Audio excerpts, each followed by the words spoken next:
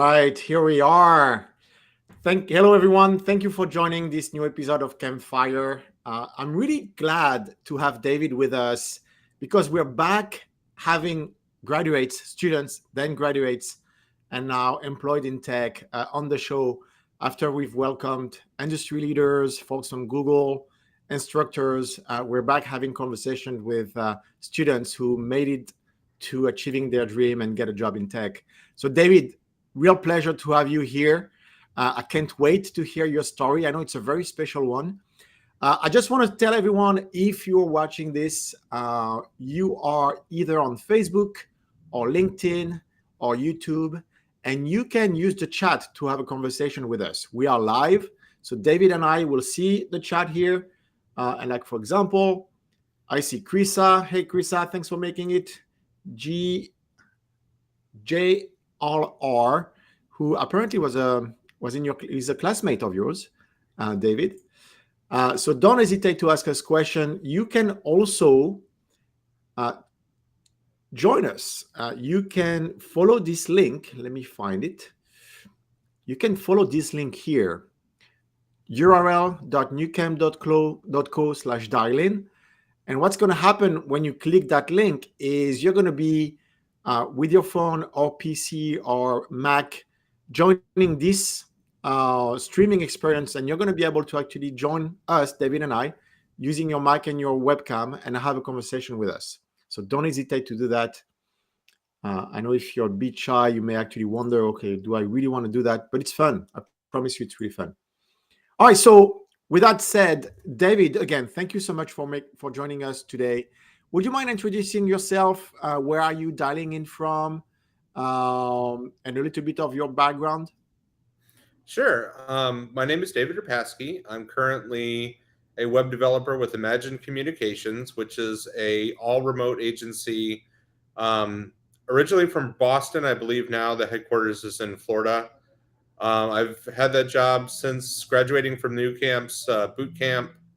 I got the job actually like the week I graduated, honestly, and I've been there now since June. And before that, I was on a team with WordPress developers in Corpus Christi, working for a digital branding firm there. And then before that, I was a content specialist at CPAP.com, which is a medical device company, and I did that for about 2 years. And before that, I held a bunch of different jobs. It was really, really hard to break into tech, but if I'd had a boot camp like Nucamp, back when I first started, it probably would have been a lot quicker of a path than the one I went on. Well, and we're glad you found us, and we're glad that you made it through. And you said you're joining us from where right now? Houston, Texas. Houston, Texas. Yep. All right, that's great to have you. And I saw a picture on your LinkedIn. Nice background. Is it what you're seeing from your window, or is it someplace else? That picture on my LinkedIn is actually the view of from Corpus Christi, looking out over the water. Nice. I lived in Corpus Christi for a little while, but now I'm back here in Houston. The view from my apartment, I have a magnolia tree and a palm tree right out front, and a busy street. But it's not the beach that I used to live near. And you can tell I'm not in my regular office myself. I'm on the Whidbey Island, which is a wonderful place. And so I hope the network is going to go okay. I'm actually using 5G right now. I have a 5G router, and so far so good. So I hope it's going to work. It's going to work. Let me say hi to Candice. Yes, we're live, Candice. Ask any question. Good to see you here.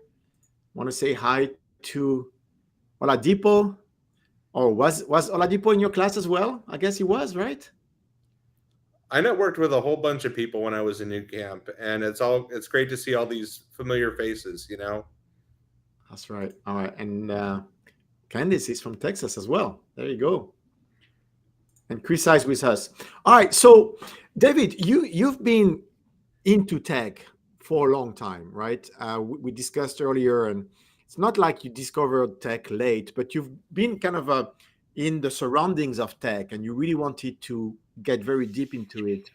What I like to ask, the guest on the show is to really start from the beginning, which for me will be, end of college, or maybe actually high school to college, and talk about your primary education.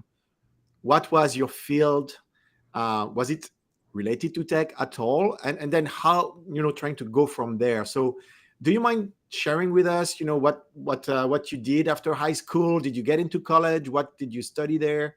How did it came about? So after high school, I actually wanted to be a paralegal, and I Ah, went through paralegal school in 2004. And while I was in paralegal school, I was like, okay, this is great. This is a lot of fun. I want to be a lawyer.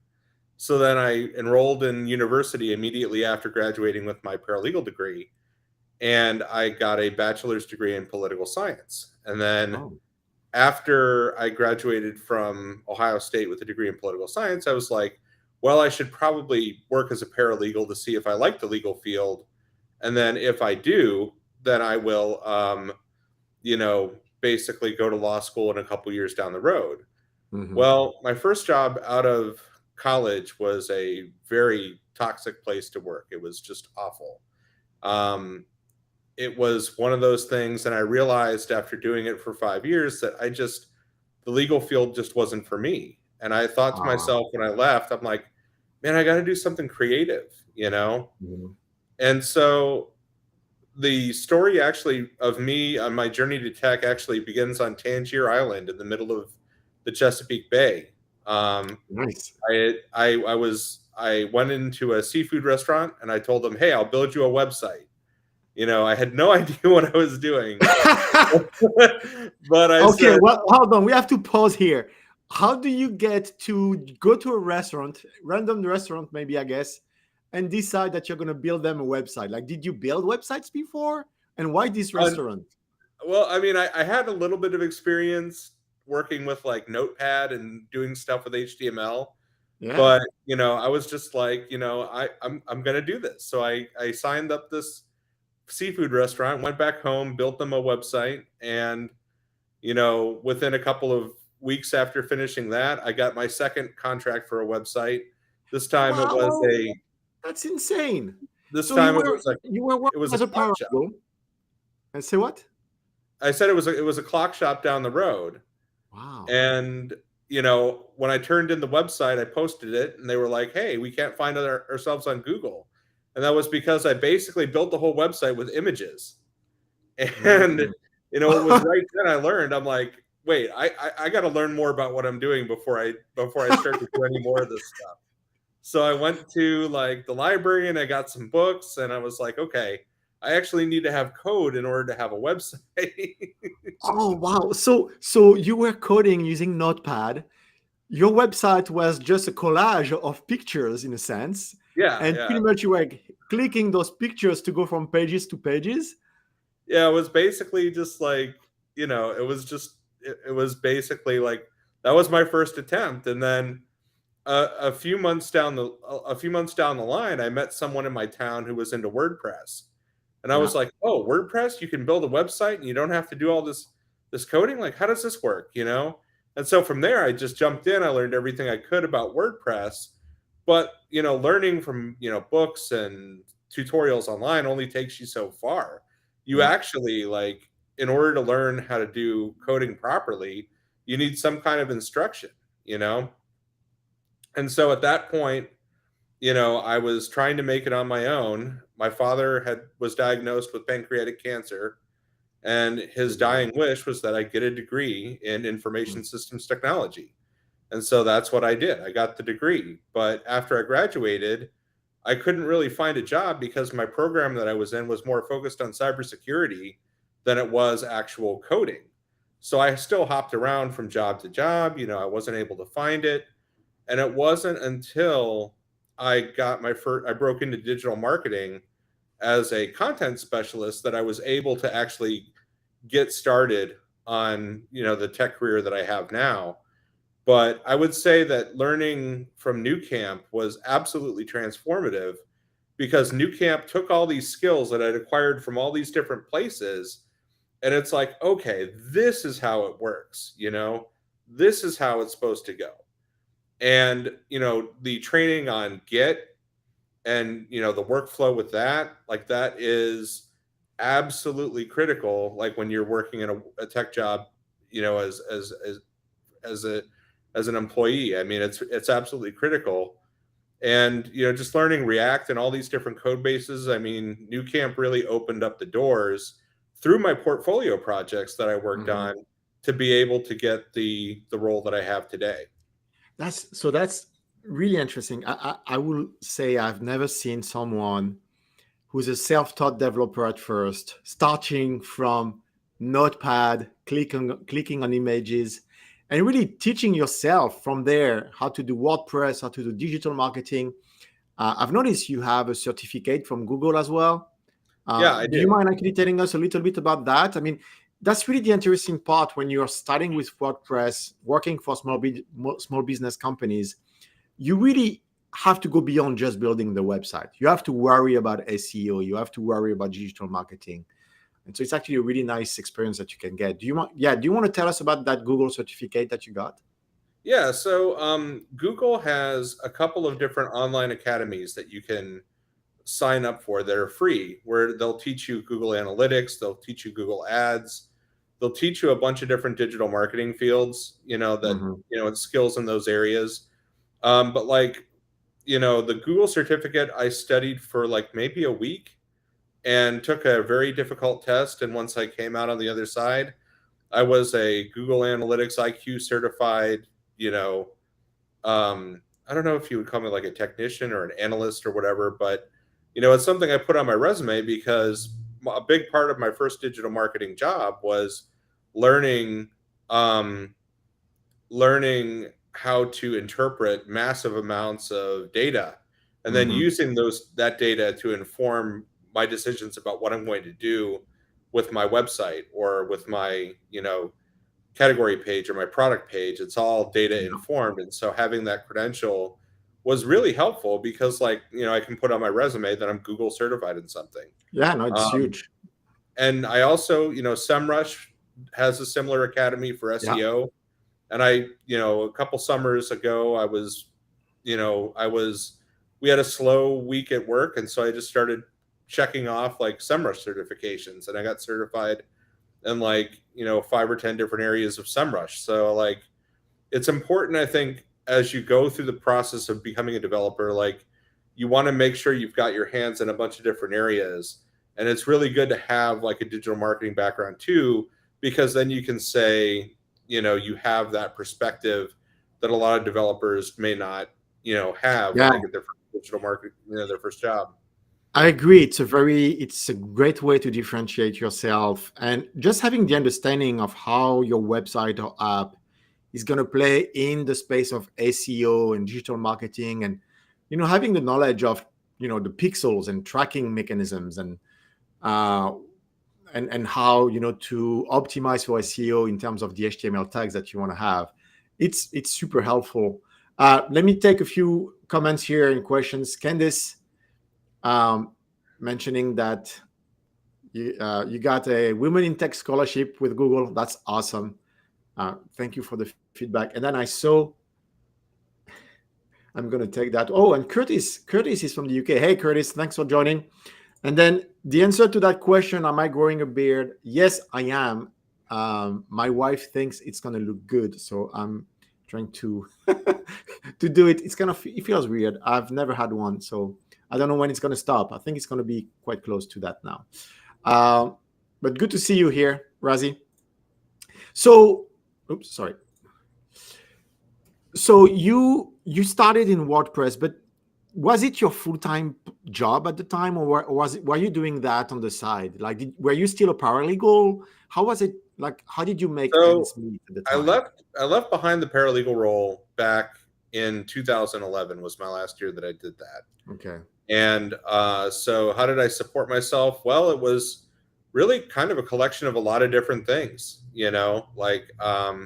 I drove a delivery truck for a summer. I worked in a school as a teacher's aide, for special needs children. I did that for a while. I worked as a technology consultant to Keller Williams Realty. So all the while that I was freelancing, I was supplementing my income with other I see. stuff. And, honestly, so like it took me a while. It was a long, twisty, windy road, going through to my first job in tech. But now that I've gotten where I need to be, like honestly, I couldn't be happier with, with what I do. And I think the path that I took to get here, with all the odd jobs and all the, Mhm. client work, I've done websites now for about 36 different companies, I think, in total as a Are you freelancer still throughout my career. are you And still so, maintaining those? How does it work? Like, are they still your customers reaching out to you on an ongoing basis, or? no, I mean, I over the years, like many of them went their separate ways just Mhm. because like, I had, certain contractual obligations where I couldn't do, freelance while working for certain companies and stuff like that. But I still have a few clients now that I do some freelance work for every now Mm, and again. nice. Um, but most of the people that I've worked with in the past were there for a time, and now they're in the past. But Yeah. but each job was a learning opportunity, and it was great to kind of dive in. So from 2011, you said, to 2022, you were working different jobs, but really very much wanting to be a freelancer in tech, and you were able to do that, on and off. Um, what was missing in your mind? Like, you really wanted to make it, a full-time gig that really could support you fully. What do you think you were missing during those years to be able to do that? Well, I feel like I was missing a guide. You know, Mm, I feel like I was missing, like even going through, like my associate's degree in information systems technology. Like I I I really don't feel like anyone that taught me there was a web developer. So like they yeah, they were programmers in other fields, but they weren't like specifically for academics. web. Yeah. And I think that, what I was missing, the missing piece was having a guide that I could reach out to and say, "Hey, I'm stuck on this," or "I want to," or "What would you recommend for me to learn that?" Or, "Where can I go for more resources and information?" That sort of thing. And Nucamp had all that.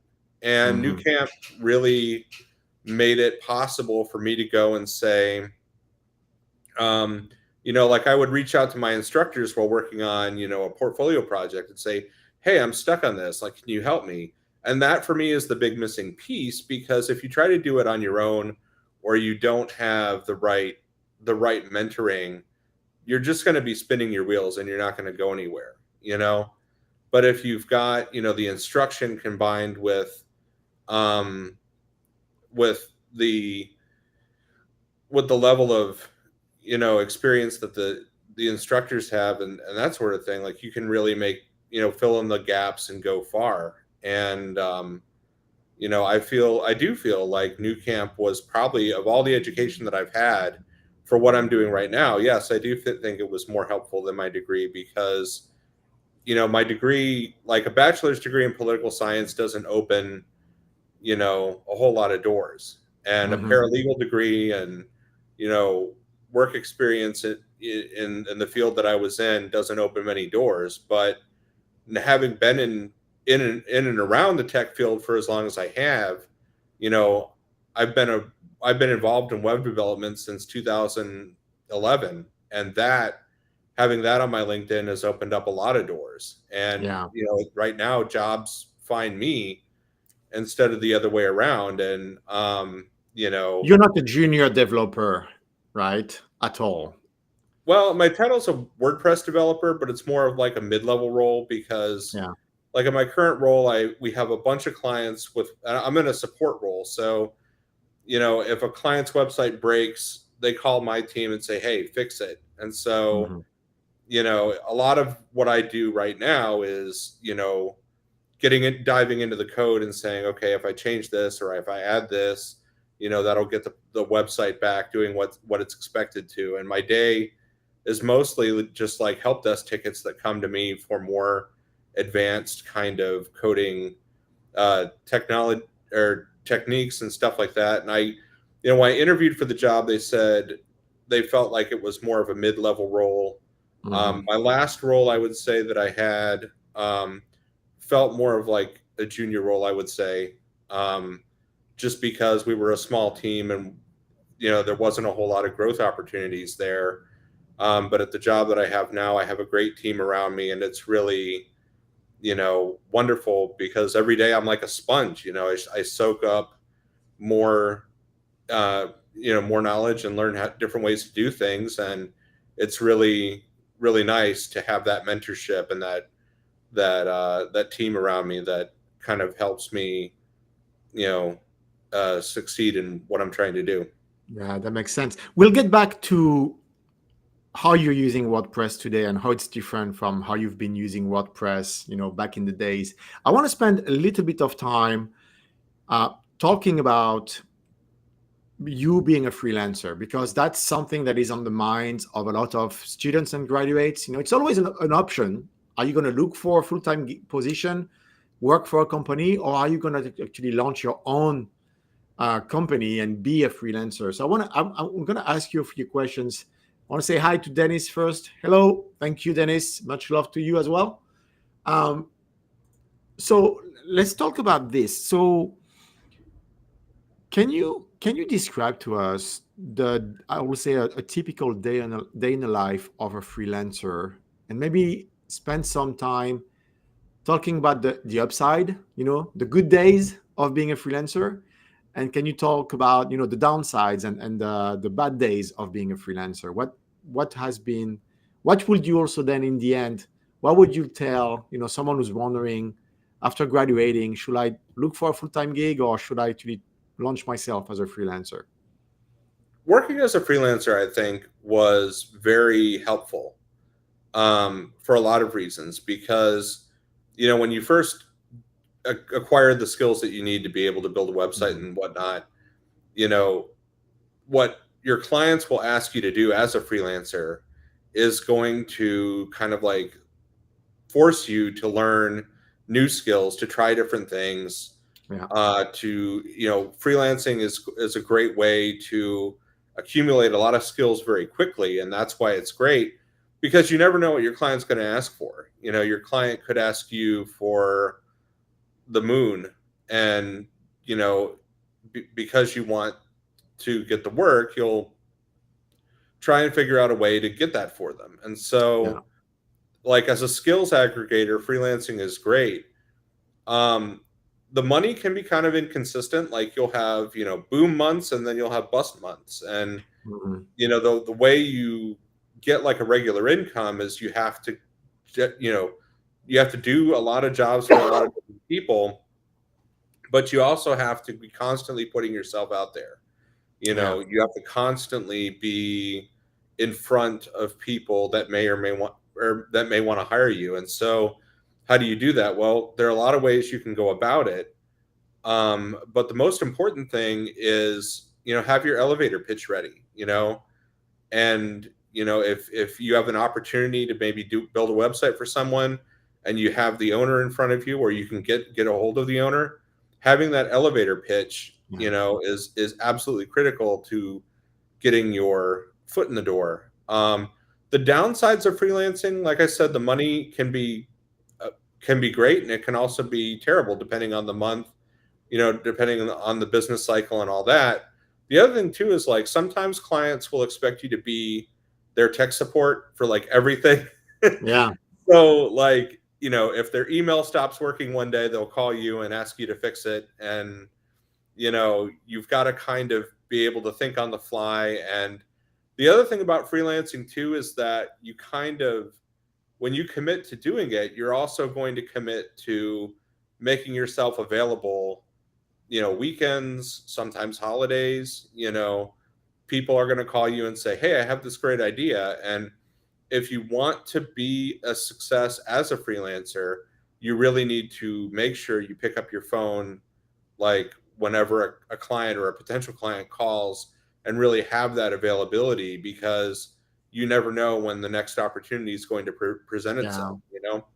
So you can't really disconnect. You're gonna have a hard time, taking days off or things like that. But or if you have a days off, you may actually spend some time, some many hours on still working and making sure that you develop your business. That makes sense.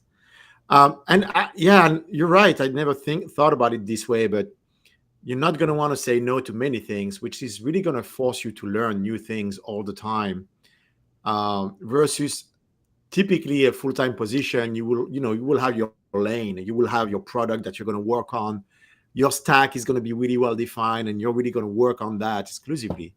It's a good point. It's a great way to continue to learn and grow.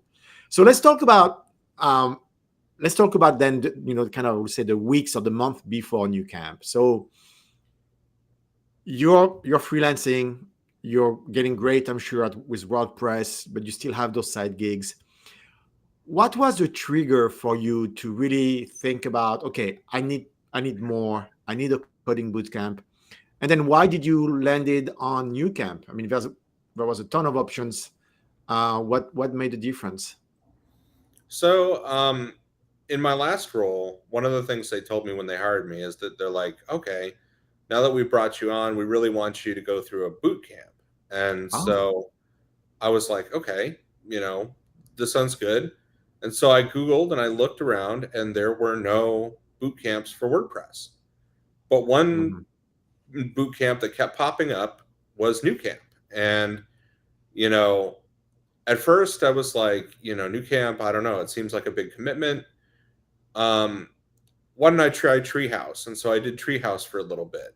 Yeah. Treehouse gave me some skills, but it wasn't as I just after completing a program on Treehouse, I really felt like I need an instructor. I need that base of support. I need actual portfolio projects to work on. I need I need the Mhm. structure. And you know, in December, I decided I was like, you know what? Like I want to take my career to the next level. I want to move on and get, take, take the next step in my career. And since my boss and I were about the same skill level, I wasn't going to get that from work. Yeah. And so I signed up for New Camp because I was like, you know what? I'm going to take a chance on me. I'm going to take a chance on, leveling up my skills. And because WordPress now uses React for a lot of its things, I knew that learning React was going to be critical, and New Camp specialized in that. The That's right. price was also, really affordable. And so I had looked at less expensive. I had looked at more expensive boot camps, but I ultimately decided New Camp was going to be the way to go for me. That's awesome. Um, yeah, and that was in December 2021. So you registered for full stack and you graduated in June 2022. There's actually a question from Candice here that I think really goes straight into what I wanted to discuss with you. And it's the relationship between WordPress and React. So you kind of hinted at that, but do you mind spending a little bit of time saying how WordPress and Bootstrap, React, maybe even Node.js, I don't know, how are all those things coming together? Well, actually, it's funny that you bring up Bootstrap and React because that was the thing I used for my first portfolio project. So when you start the full stack bootcamp, I started with, obviously Bootstrap was the first class. But what I decided to do was I decided to make a headless WordPress website using Next.js, which is a React-based, library that is very similar to um, React in a lot of ways. There are a Mhm. few differences, but I wanted to challenge myself to build a website using, mostly React, but WordPress as the back end. And Yeah. so I worked through that, and Nucamp didn't. Nucamp provided the guidance, and my Bootstrap professor was very patient. He was very, you know, willing to help me go through this, React, Bootstrap, Next.js project that I had going on, and we got it working. And so when I Oh, had you my can do interview, Next.js as well with WordPress? That what? works? you can do Next.js and WordPress together? Yeah. So Oh, wow. basically what I was doing is using WordPress as the back end. Yeah. WordPress publishes all its posts as part of an API. So you can then take your Next.js website, connect to WordPress, Mm-hmm. and consume the API on the front end. And then boom, you have a React front end or a Next.js based front end and a WordPress back end. And honestly, that is going to be the future that WordPress is heading in. Not just headless, but blocks. WordPress is now coming out with block based themes, and that all runs on React. So, um, yeah, So and let if you me want, actually connect. I mean, Candice is doing a follow up here, but I know you have a great forum maybe to invite Candice to join. And I think so. Candice mentioned she's in Texas. You're in Texas. Can you tell us about maybe an opportunity for Candice to join one of the group that you're running? yeah, absolutely. And Candace, we can definitely connect. I would love to share to share some more tips and strategies. I'm actually working on building a React based WordPress headless website using Gatsby right now. I've been trying to teach myself the Gatsby framework to build a headless WordPress website that way. But yeah, reach out to me on LinkedIn or message me on Discord. I'm pretty active on the Nucamp Discord, so if you find me on there, we can definitely trade notes. And how about, I know you are also part of a meetup group. Um, do you want to share a few things about that? So a couple months back, I joined the Houston WordPress meetup group. I actually joined it. It wasn't my original choice to join the group. I actually started my own, and then WordPress started emailing me and said, "Hey, there's already a group here. If you wouldn't mind, please merge your group with the main one, and we'll make you a co-organizer." And I was like, "Okay, that's great." So I became a co-organizer of the WordPress meetup group in Houston. It has over 2,000 members, and we have events a couple of times a month. And the great thing about being a member of the Houston WordPress meetup group is that if we get enough of a community, we can actually host our own WordCamp here in Houston. And so the goal is to reignite the community, which kind of has dipped a little bit from COVID. Mhm. Um, but the goal is we're going to try and get that community vibrant. And, so far this year, we've had a lot of success in doing that. Most of our events have been well attended by people from all around the WordPress space in the area. And, hopefully if the community, if we get enough volunteers and stuff, we're probably shooting to do a WordCamp, which is like a conference in your local city for WordPress professionals. So That's cool. um, that's the goal. And so you're back in person. All your events are in person now in Houston. So Candice, I don't know if you're in Houston or not. Are you familiar with any similar groups happening in Austin, Dallas, San Antonio, or anywhere, or Corpus Christi, maybe where you used to live? Corpus Christi didn't have uh, much in terms of like a tech community. Houston does. I know, like out in Austin, I think they have one too. Mm-hmm. Dallas for sure. The best way to look for a community to join is to go on Meetup and just type in you know, they have meetups for React. They have meetups for, like I know Free Code Camp has Mm-hmm. meetups too. You can go and just see what you want to join, and they're great. They're a great way to uh, yeah. So if you're in Dallas and you want to look, just go to meetup.com and just start typing in the tech stack you want to connect with other developers, and you'll find tons of opportunities to meet other people. And they're really a lot of fun because they're part social, which I enjoy Yeah. being social, but they're also great ways to learn about new things that are coming up in the field and to stay current and to make sure your skills you know are are really at the top where they should be, because once you get out of the Nucamp environment, you stop going to lectures every week and you stop, connecting with your classmates and stuff like that. You can run into a tendency to kind of like backslide a little bit. But if you find, if you find a home really within your local community, you can stay on top of everything, and it'll really help you, give you resume building kind of stuff. Plus, you'll meet other people, and it's great. Yeah, that makes sense. So let's talk about your Nucamp experience now. So you've made a decision to join, encouraged by your company at the time. How would you describe your learning journey? I mean, you were a developer for about 10 years. Do you think it was maybe easier for you or as challenging as maybe it has been for others? Like when you were you the go-to person in your class where everybody, who had a question kind of went to after the instructor? How was it for you?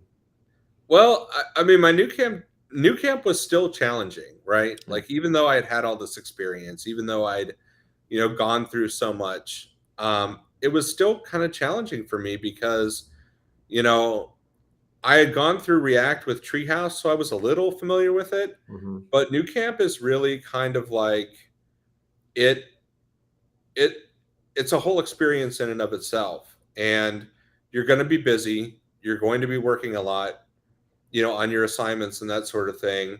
Best piece of advice I can give to you is don't make sure you do the portfolio projects. Make sure you challenge yourself to really build a portfolio project that is not just, visually stunning, but also that it uses advanced coding techniques and that sort of thing. When I interviewed for the job that I have now, they wanted to see my code. They didn't have like a technical interview where they asked me to build like, arrays or, do wacky things that don't really have a practical application. The first thing I did is I sat down with the technical director, and he wanted to see my code. And so I pulled out that Bootstrap React Next.js portfolio project I did, and he, seemed to like what he saw. Did he challenge you on the code? Like, did he actually really went into the details and say, why did you do it this way here and here? It was more like he asked me to explain my code. And so he was kind of like a rubber duck, I don't know if you're familiar with the term rubber duck, but yes, but go for. I mean, if you wouldn't mind explaining it to the audience, it's actually quite fun.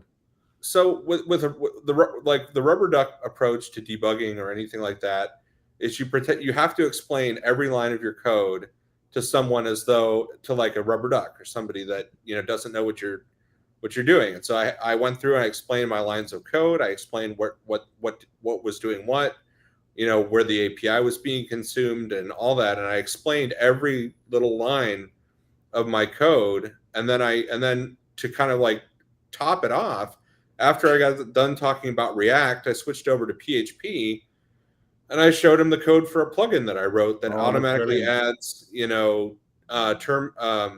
terms and conditions and privacy policies to WordPress websites. So then I explained all that. And then after that, my next meeting was with the person who would be my boss. And, that interview went well. And now, and that was enough to join the team. But overall, like, I'm just grateful and humbled that I have the opportunities that I have today. And, I feel like Nucamp was a big part of my story with why I'm in the job that I'm in now. Because if I didn't have that React knowledge, if I didn't have, I think one of the things that they were looking for at my job was they wanted to find someone with React skills, because that's the direction we're moving in as a company, to get more away from the PHP and more into React. And I think, I think that was one of the reasons why they hired me.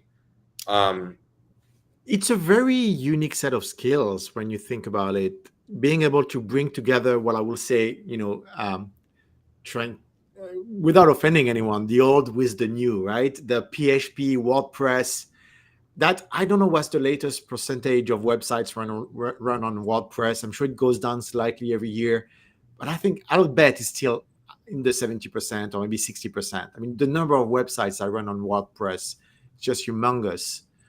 And so being able to bring those to a more modern, development environment, and having those skills, being able to switch from React, JavaScript, single page applications to PHP code, that's going to impress a ton of people. That's going to be like, okay, I can really count on you to really cover the full gamut of what I need, maintaining what's running right now, but then bring us into the future with React and Next.js and things like that. That's really awesome. And we have a few comments here from Esteban. Good luck, Esteban, for tomorrow. I hope you'll enjoy it. 9 a.m. to 1 p.m. local time. The Saturday sessions are great because... Can you still hear me? Yeah, I can hear you. Okay, the system is telling me that I have connection issue. I don't know if I did, but okay, we're good. I'm back. It's my 5G connection that's acting up, I think.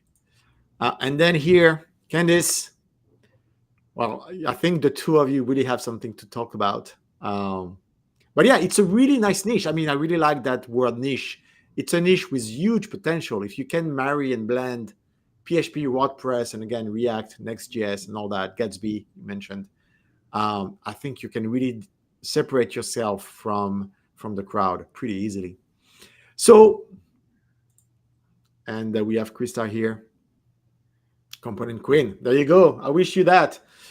So something really interesting happened then. You graduate in June, and I mean, a few weeks before graduation, you were still working for that company, and then what happens? Then walk us through the how you went from graduation to a few weeks before, during that same week, getting into a new job.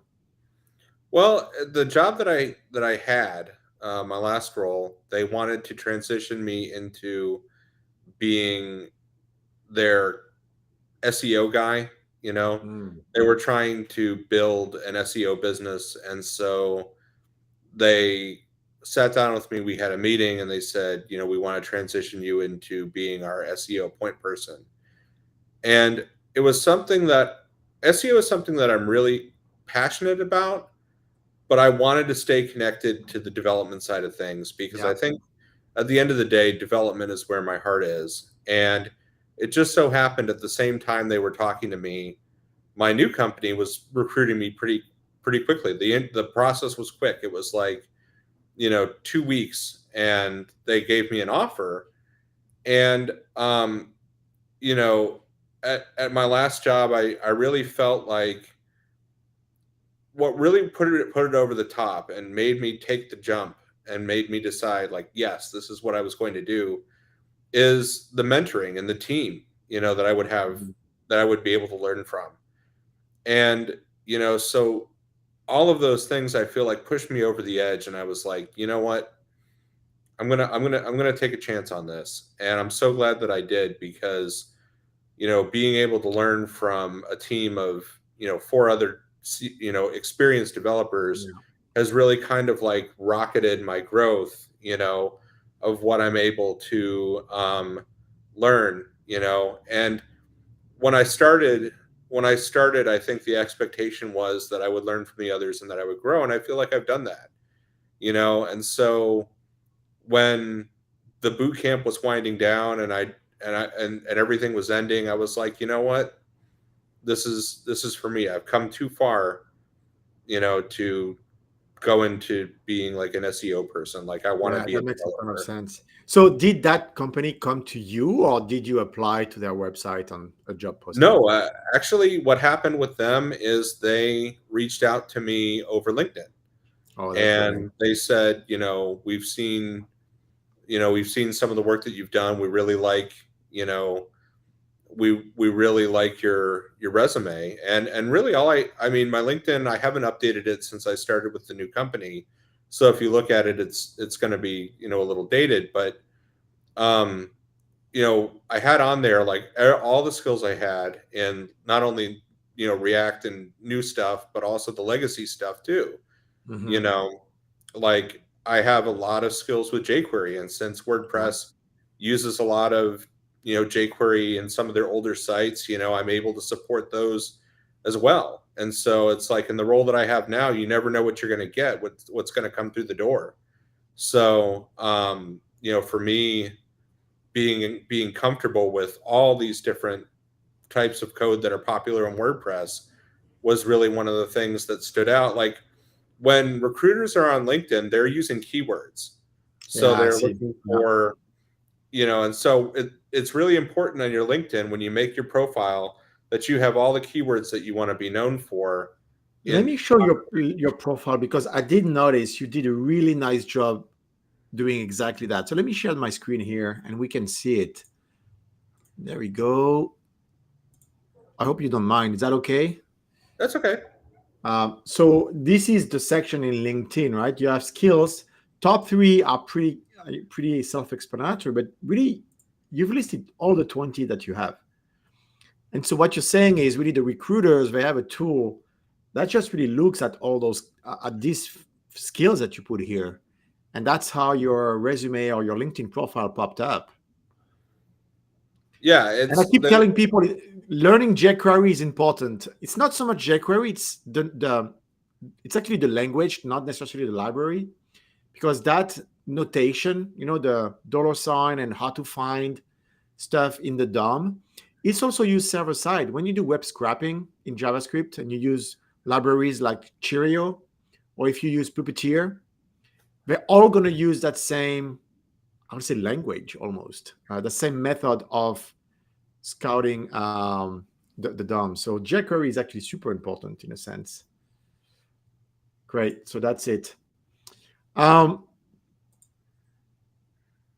I mean, I want to say congratulations for,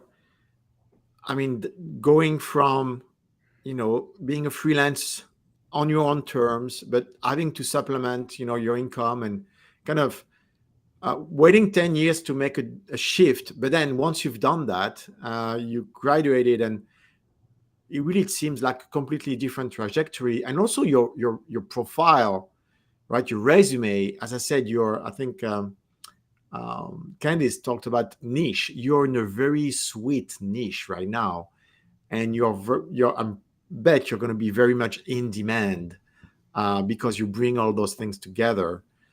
I want to talk about something a little bit with you, because we kind of hinted at that. I think you were doing something around AI. Didn't you say something about that? Do you want to talk about what you're doing in the AI space right now? So one of the things that I'm doing, well, at the company I work for, they're making a big push, I think, to implement AI in the workflows and stuff like that. And so for everything that I've been doing a lot of research on AI. I played around with ChatGPT. There's a thing out there called GitHub Copilot that Yeah. actually will help you as you write code and stuff like that. So there are a lot of AI workflows. The big thing I want to say is at this point, it doesn't look like AI is going to take anybody's job. But in the future, to succeed and to be in demand, you're going to have to know how to manage AI. Yeah. Because even though AI can spit out, code samples or code examples and that sort of thing, it needs an experienced developer that knows what they're looking at, that knows how all the pieces fit together. Like you can't tell ChatGPT, hey, ChatGPT, build a 25-page website for me, thank you. Yeah. And it's not going to spit that out. But through AI tools like GitHub Copilot, you can actually, write better code in less time. And I think that's what people really want to see. Like they're not like I don't think people want to replace developers with artificial tools, at least not anytime soon. But yeah, exactly. You have to be able to interpret the results. You have to be able to know what you're doing, Yeah. And so I think AI doesn't scare me, because what I'm trying to do now is I'm trying to be the guy at our office that knows the most about AI, technologies and that sort of thing when it comes to code. So much so that I signed up for a conference this spring that's going to talk about how to integrate ChatGPT into WordPress plugins, stuff like that.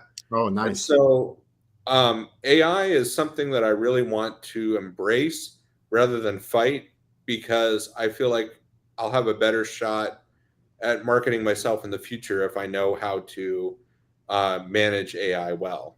Oh yeah, I think you're right. I mean, if you can bring AI and ChatGPT into WordPress plugins, I think you're expanding your niche and making it even more interesting to leverage.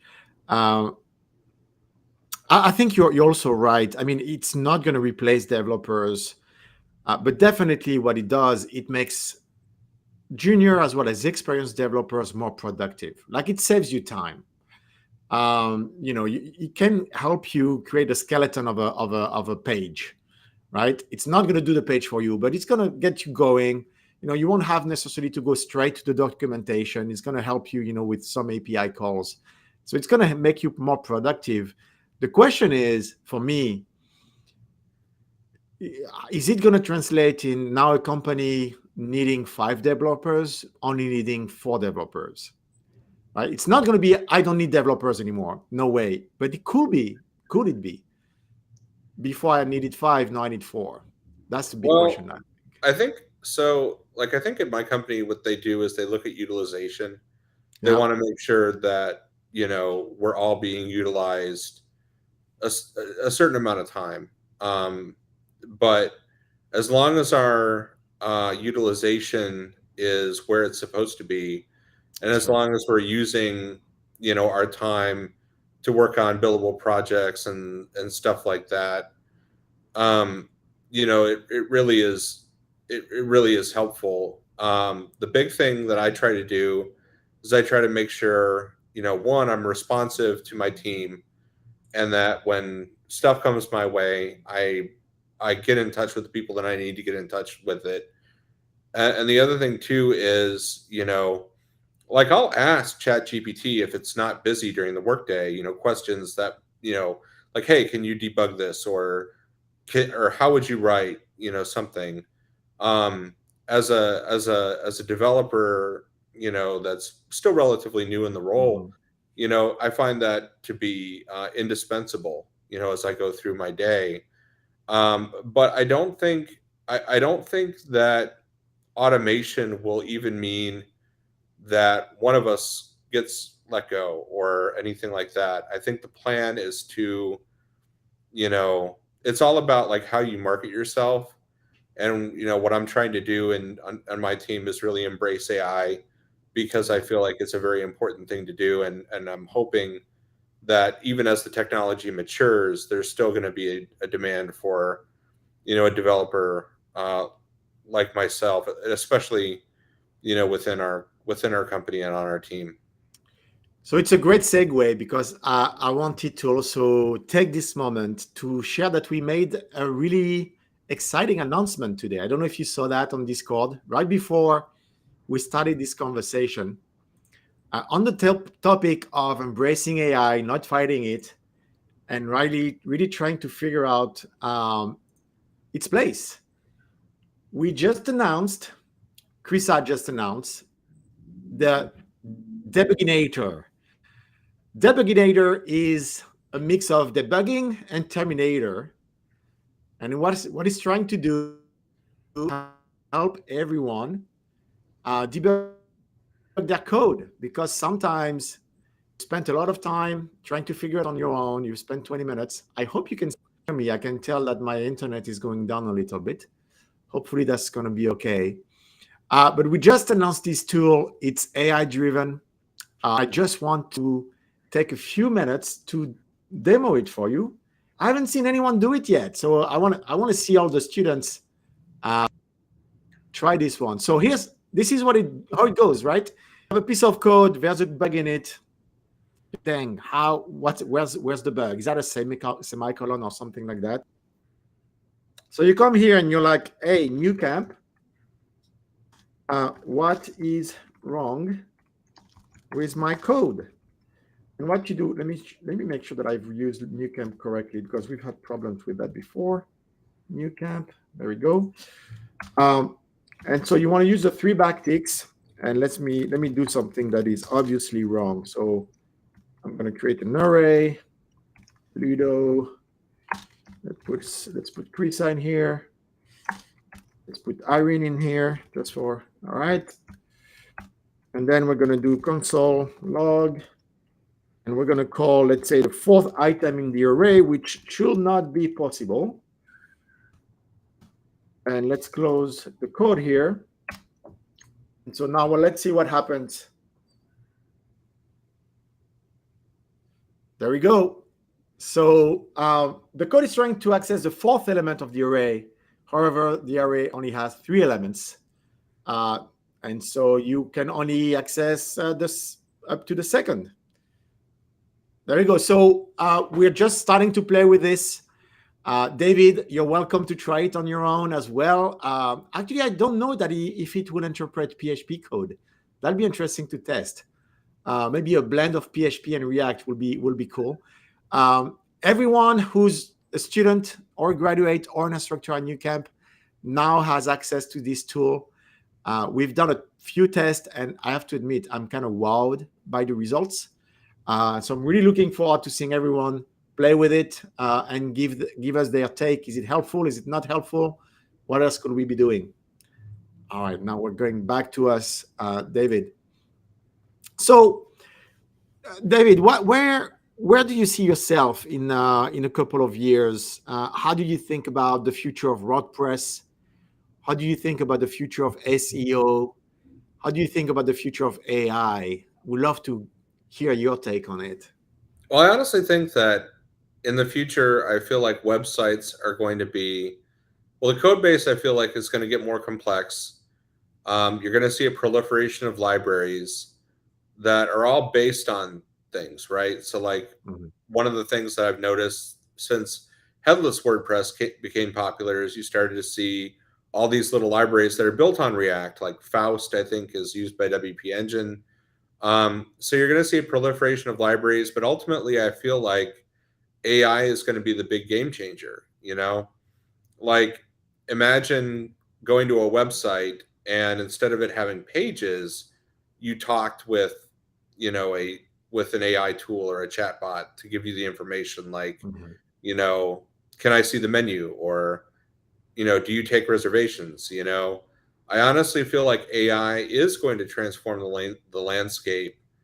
And I feel like knowing React is a very great place to start because I feel like React is such a popular language now. In the future, you're going to have all these languages built on React. And then if you combine in like using AI in synthesis with what you're building, I feel like that's the cutting edge. But in order to even make the first step towards the future, you need to get those job ready skills, I think, that Nucamp provides. So yeah, pretty much the mantra of always learning, right? Never rest on your laurels.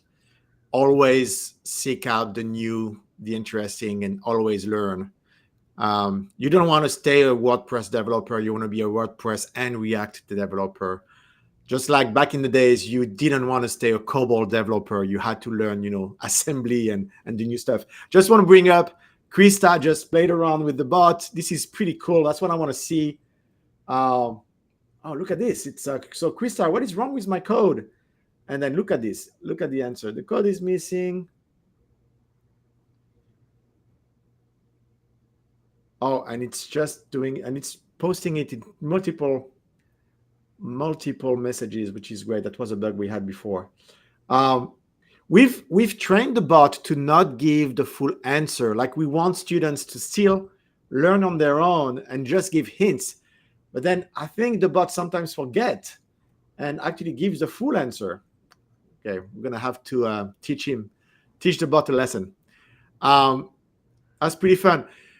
David, it was a pleasure having you on the show. I think you really bring a really interesting and important point of view on bringing, you know, WordPress skills to more modern frameworks like React, really making the best of those two, and actually really craving yourself a very nice niche where I'm pretty sure your skills are going to be in demand for a very long time. probably actually beating all the doom and gloom around the tech industry and all the layoffs. I think what you're bringing is so unique. You're not going to have much problems. I would think in the future. Well, Any parting ways, David, on this front, and what would well, you say? I think what you keep saying, Ludo, is very important. You've got to have a niche, right? Because there are so many people out there that title themselves like React developer. But if you find a niche that is something that very, like right now in the WordPress space, very few people actually know React and PHP and WordPress and all that. So if you carve out a niche like that, and it can be in anything, like that's the most important thing to take away from, how to market yourself for a job. I think if you give yourself that niche and you carve out that little area, within your career, I think that is going to be the way of the future if you're trying to make it so that you can get the role that you've always wanted. Yeah, I know, totally. Always learning, bring different skills together, and you'll be just fine. Again, thank you very much, David. It was a real pleasure having you. I wish you good luck. We haven't had the chance to talk about you becoming an ambassador with Nucamp. We'll have to maybe find other ways to discuss that. Thank you, everyone who joined. You can find David on LinkedIn or in our Discord. And looking forward to seeing everyone again next week. Take care, everyone.